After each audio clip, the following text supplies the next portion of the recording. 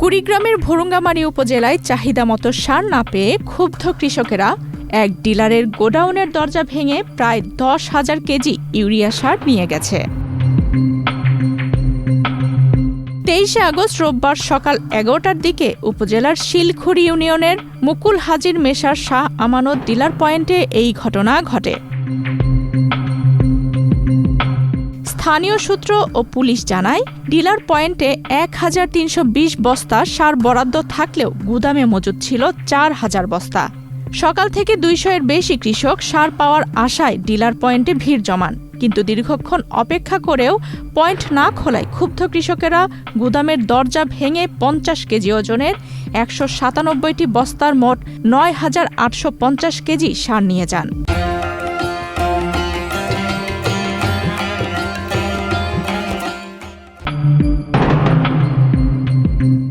খবর পেয়ে ভুরুঙ্গামারী থানা পুলিশ দ্রুত ঘটনাস্থলে পৌঁছে পরিস্থিতি নিয়ন্ত্রণে আনে।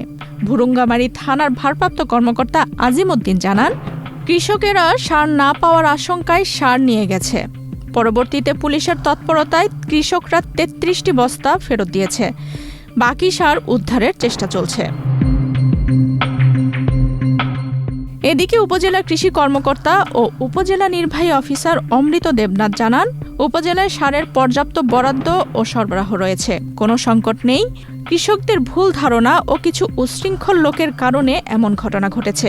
আইন শৃঙ্খলা রক্ষাকারী বাহিনী ও কৃষি বিভাগ যৌথভাবে পরিস্থিতি পর্যবেক্ষণ করছে এবং বাকি সার উদ্ধারে অভিযান চলমান।